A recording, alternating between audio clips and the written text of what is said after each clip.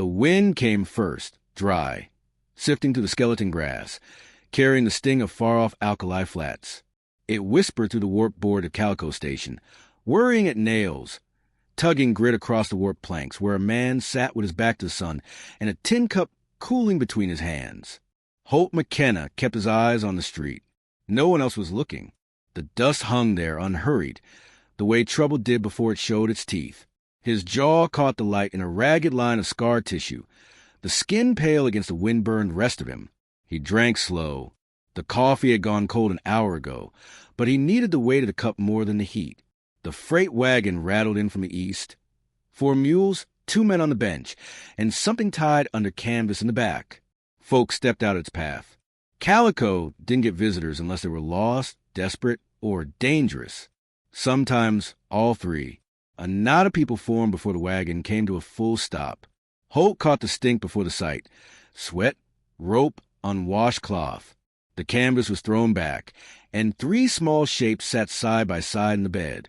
Each had a burlap sack over the head, knotted tight at the neck, bare feet in dust, thin wrists lashed together. The man on the bench spat to the side. 3 fresh mouths, taken before sundown, where they're headed back to where I found them. No one moved. The sacks turned slightly, heads tilting at the sound of voices. A little one in the middle shifted like she was about to speak, then stilled. "You're selling him?" Someone called. "Selling's generous," the driver said. "Could be they work off their keep. Could be they don't. Don't much matter to me."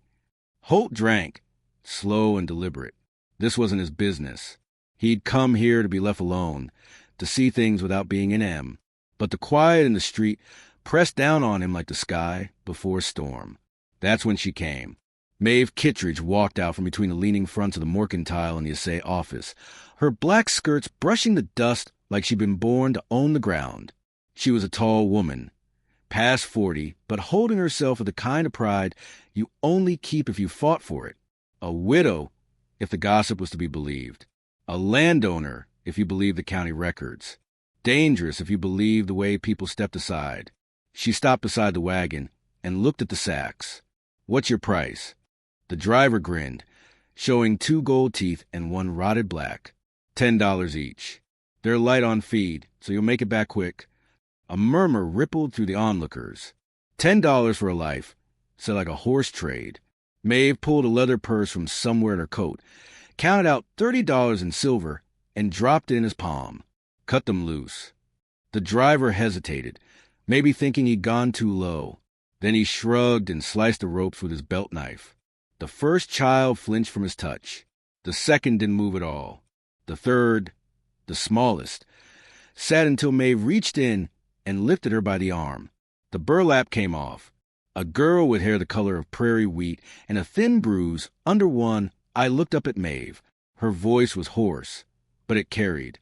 "Maeve." It wasn't a question. The murmur stopped. The girl's lips trembled like she'd said more than she meant to. Maeve froze, just for the space of a breath, then smoothed the hair back from the child's face. "You're safe now," she said, and the tone was not a promise so much as a command. Holt watched Maeve herd the children toward the boardwalk. The other 2 sacks came off. 1 boy, 1 girl, both hollow-eyed, neither speaking. They kept close to her skirts like they'd done it before.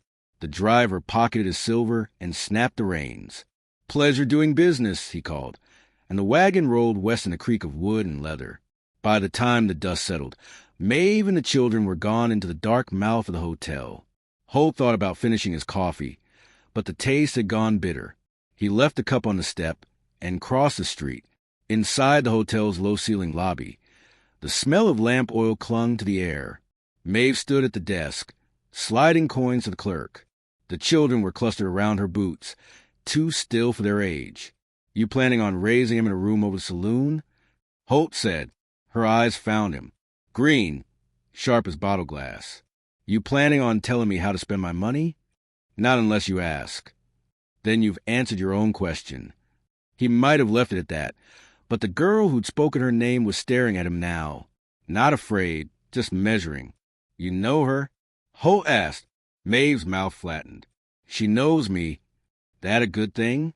"That's a thing between us." She took the room key from the clerk and steered the children toward the stairs. Holt watched them go, the boards creaking under their small feet. Something in his chest pulled tight, and he told himself it was nothing. He'd walked away from worse. Outside, the light had gone red at the edges. The wind was picking up, pushing low dust down the street. He saw the hawk then, circling high, its shadow sliding over the buildings like a warning. By nightfall, the storm would be here. He could smell it in the air, sharp and electric. Holt turned his collar up and started for his shack at the edge of town. Halfway there, he heard the sound. Quick step behind him, too light to be a man's. He turned to see the girl again, the one with the bruise, standing just out of reach. "She said you can help," the girl whispered. "Who did?" Her eyes flicked back toward the hotel. "Maeve." Holt shook his head. "You run along now. I'm no help to anybody." But she didn't move, just stood there, wind tugging her hair, watching him like she could see the things he kept buried. When she finally turned and ran, the street swallowed her in shadow. Holt stood there a long moment, listening to the rising wind, before heading home. That night, the storm broke over Calico, rainless, full of heat and lightning. In the crack and glare between thunder, Holt thought a girl's voice, raw and certain, saying Maeve's name. And he knew, though he couldn't yet say why, that the peace he'd bought himself out here was about to end. The morning after the storm, Calico woke to the smell of iron in the air. Dust clung to the eaves and lay in ripples across the main street, as if the town had been half buried in the night. Holt stood outside the livery, brushing grit from his coat, when he heard the first shot. It cracked off the far end of town, sharp, close, followed by another. The second sounded wrong, thin, like it had been fired by someone desperate. Then came the yelling. Holt moved before thinking. His boots struck the boards hard enough to jar the nails, the sound of them chasing the echoes of gunfire. When he reached the corner by the assay office, he saw it. 3 riders in railroad coats, the blue-black dusters snapping in the wind. One had dismounted and was dragging a man from the stoop of the telegraph shack, a pistol jammed in the back of his neck. Another was firing into the air to scatter the handful of townsfolk dumb enough to watch. Mae was there, too. She stood in the street, one hand holding the smallest orphan close, the other at her hip where the weight of a revolver pulled her coat. The other 2 children were nowhere in sight. The dismounted rider caught sight of Holt. "This ain't your quarrel," he called. "Looks like it is now," Holt said, moving slow, measuring the space between them. The rider with the hostage sneered. "McKenna, ain't it? Heard you left your kind of work behind." "Still true," Holt said, "but you're making it real tempting to pick it back up." A 4th figure came into view from the alley. A tall man in a charcoal coat, silver coin dancing over his knuckles. Javier Cortez. Holt hadn't seen him in nearly 5 years, but the easy smile and the way his eyes took in every angle of danger hadn't changed. "Now, this is an awkward reunion," Javier said lightly. "Holt, old friend, and Miss Kittredge, looking as formidable as ever." Maeve didn't take her eyes off the armed riders. "What are you doing here, Cortez?" "Following opportunity, as always." He flicked the coin, caught it, and slipped it into his pocket. "And it seems opportunities brought me into the middle of a negotiation." One of the railroad men spat in the dirt. "No negotiation. The railroad's buying out every holdout in this stretch. Your land, Kittredge. Price is half what you think it's worth, and you're taking it today." "I'm not selling," Maeve said. "Then we take it another way." The smallest girl pressed her face into Maeve's coat. Holt's hand twitched toward his belt. Javier's voice stayed easy, but his eyes were sharp. "Gentlemen, you're playing a dangerous hand, and from where I'm standing, you bet too much already." The nearest rider swung his pistol toward Javier. "Stay out of this." The silver coin flashed again. Holt saw it, saw the way Javier's thumb pressed against the edge like he was feeling for the answer. Then the coin vanished, and his hand came up with a revolver, so polished it caught the gray morning light. It happened fast. Javier fired once, the bullet splitting the space between the 2 mounted men, close enough to take a shred of cloth from a duster. Holt moved in a heartbeat after, crossing the space to the man with the hostage. His scar pulled tight as he drove an elbow into the man's wrist, knocking the pistol loose. The hostage fell to his knees and crawled away, gasping. Maeve's gun came out and barked once, sending the last mounted rider wheeling his horse in retreat. The others followed, spitting curses at the wind carried away. Silence settled heavy. Dust drifted down from the rooftops where it had been jarred loose by the shots. Javier holstered his pistol. Still quick, Holt. Thought you'd gone soft. Holt's eyes stayed on the street where the riders had vanished. You here with them? If I was, Javier said, they'd still be standing. Maeve stepped between them, her face tight. Both of you inside. Now. They took the children into the dim of the hotel's dining room. Maeve poured water from a pitcher, her hand steady even as her breath caught faintly between sentences. They're going to be back, she said. And next time, they won't waste words. Railroad money runs deep, Javier said, leaning against the wall. They'll keep sending men until you give them what they want. I've held that land since before my husband was buried, she said. They can lay tracks through hell before they take it from me. Holt studied her. The hard edge in her voice wasn't pride. It was something older, heavier. What's on that land, Maeve? She met his gaze for a long moment, then looked away. You wouldn't believe me if I told you. The smallest girl shifted in her chair, eyes darting between them. It's ours, she said quietly. No one spoke after that. By mid-afternoon, the wind had died to a restless hush. Holt walked the main street with Javier at his shoulder, the two of them scanning the edges of town like old habits had never left. You're a long way from the border, Holt said. Too many debts down south, Javier said. Figured I'd try my luck where the cards are cleaner. You mean where no one knows your tells. Javier smiled. Maybe I've learned a new one. They reached the far end of town where the road narrowed into the hard pan. Holt saw hoof prints cutting fresh through the dust. 3 horses, riding hard east. They'll hit the next relay station, Holt said. Call for more men. Javier looked at the tracks, then at Holt. You planning to run? No, Holt said. I'm planning to make sure they don't get the chance. That evening, they set out, Holt, Javier, and Maeve, leaving the children in the care of the clerk's wife. The sky bled out into deep purple, the land flattening under the last light. The relay station sat low against a rise, lantern glow spilling through warped shutters. They could hear laughter inside, the clink of bottles. 3 horses tied out front, just as Holt had guessed. Maeve checked her revolver. We do this quiet.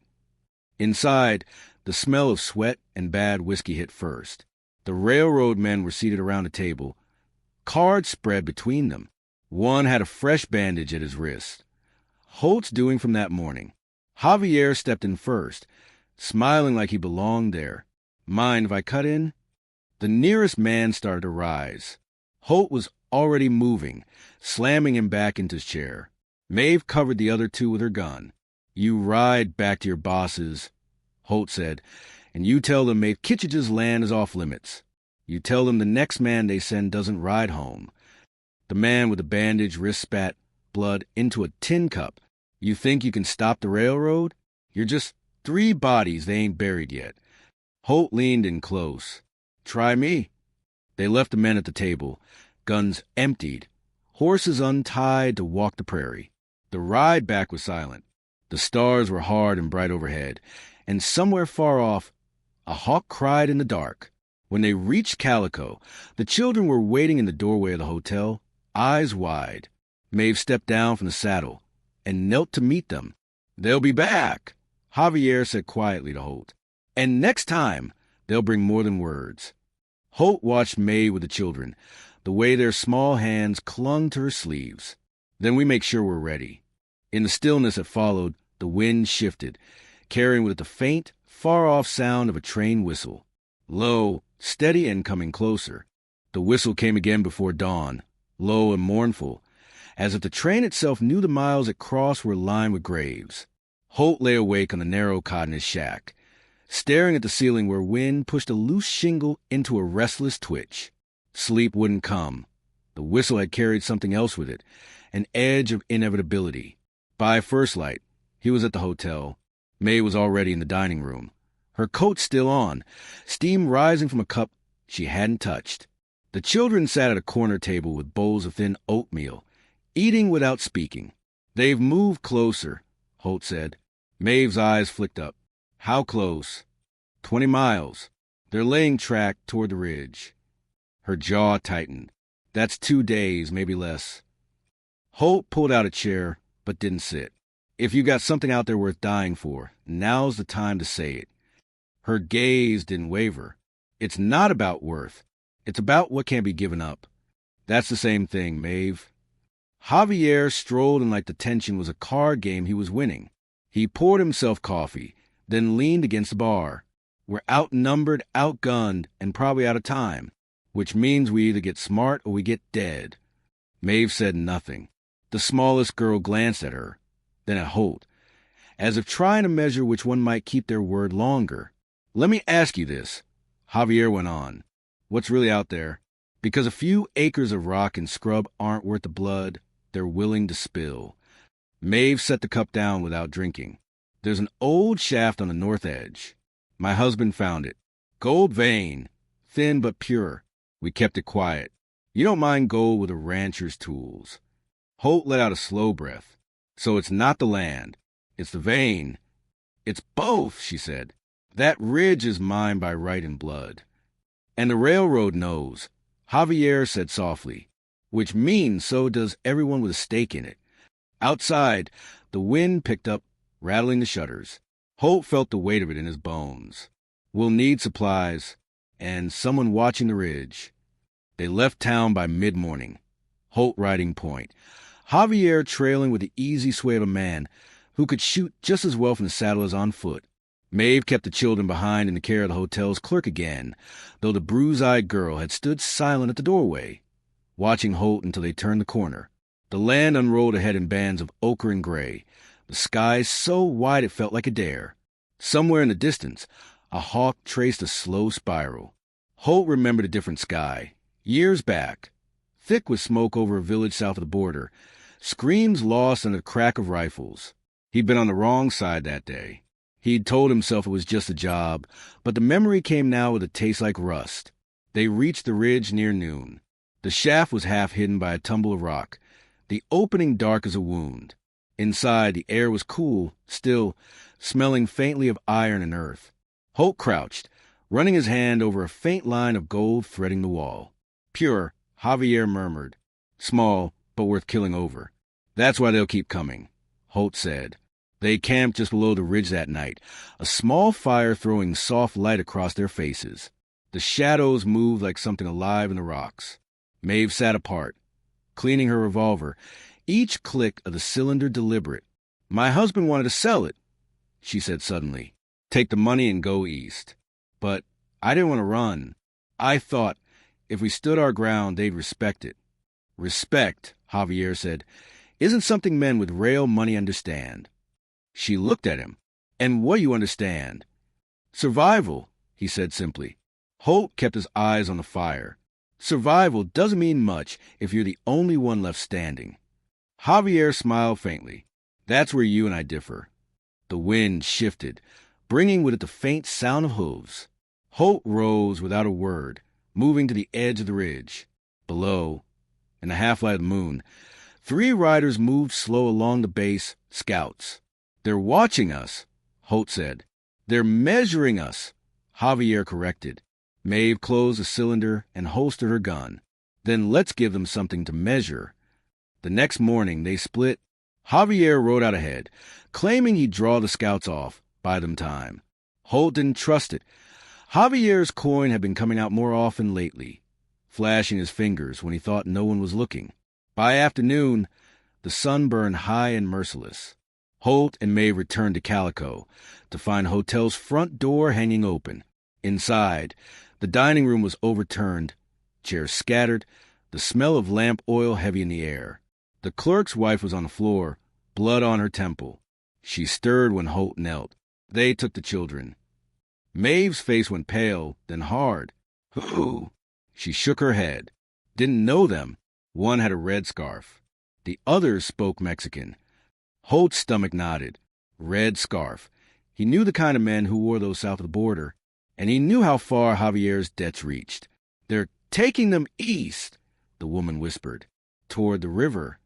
Maeve turned to Holt. "We ride now." He hesitated, just long enough to feel the weight of what he wasn't saying. That if Javier had a hand in this, they'd be riding into more than a rescue. But Maeve was already at the door, and the choice wasn't really a choice at all. They rode hard, the horse's breath coming in clouds under the lowering sun. Dust stung Holt's eyes, but he didn't slow. Each mile narrowed the world to the rhythm of hooves, and the thought of small hands bound in rope. Near dusk, they saw the smoke, thin, curling from a stand of cottonwoods by the river. Holt motioned Maeve to circle wide. Through the branches, they saw two men by a fire, the children tied to a wagon wheel. The red-scarved one sat with his back to them, cleaning his rifle. Holt's pulse slowed the way it always did before gunfire. He signaled Maeve to take the one by the water. He moved in low, boots silent on the damp earth. The red scarf turned just as Holt pressed the barrel to his neck. Recognition flared in the man's eyes, and Holt knew he'd been right. These were no strangers. Maeve's shot rang out, sharp and final. The man by the water dropped. Holt shoved his captive forward, binding his hands before cutting the children loose. The bruise-eyed girl clung to Maeve's coat. "They said we were being traded," she whispered. Maeve's voice was tight. "Not today." They rode back under sky gone the color of blood at the edges. The children dozed against Maeve's back, small heads bumping with the motion of the horse. When they reached Calico, Javier was waiting in the street, leaning on the hitch rail like he'd been there all day. The silver coin flashed in his hand. "Trouble?" he asked, smiling faintly. Maeve swung down, her eyes cutting sharp. "Where were you?" "Following leads," he said. "Looks like you found yours." Holt studied him, searching for a crack in that easy charm, but the coin spun on, catching the last light of the dying day. And somewhere beyond the town, faint but growing, came the whistle of the train, closer now, steady as a heartbeat. The train came at dawn, its whistle splitting the cold air like a blade. Holt stood at the edge of Calico's main street, the wind cutting through his coat, watching the black plume crawl across the horizon. The ground trembled faintly under his boots. Maeve stepped up beside him, coat buttoned high, her revolver at her hip. Behind them, the children watched from the hotel doorway, eyes wide. "How many you reckon?" she asked. "Enough to make it ugly," Holt said. Javier emerged from the livery, leading 3 saddle horses. His silver coin spun between his fingers, as if it were deciding more than he cared to. "We've got minutes, not hours," he said. "They'll unload east of town and sweep through." Holt's eyes narrowed. "And you know this because—" Javier smiled faintly. "Because that's what I do." The train's brakes screamed as it slowed, steel on steel, until the sound was a raw nerve in the air. Dark shapes leapt from the cars, men in dusters, rifles slung across their backs, the glint of metal where the sun hit. Maeve's voice was low but steady. "We end this today." They rode out to meet them. The prairie grass bent in the wind, the sky pale and merciless. The two forces closed distance until Holt could see faces under the wide brims. Hard men, some with the railroad insignia, some without, the kind who'd sell their aim to the highest bidder. The leader stepped forward, a broad man with a gray beard and a cold eye.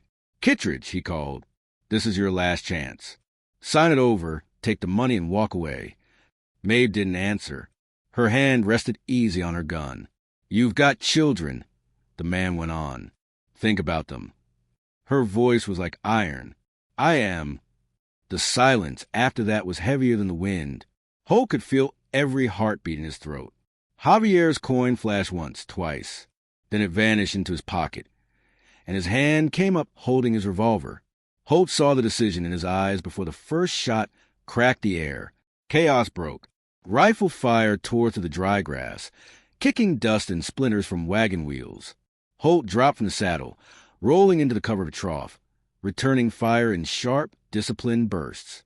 Men fell, some cursing, some silent. Maeve moved with a kind of terrible grace, each shot deliberate, each step forward forcing the attackers back toward the train.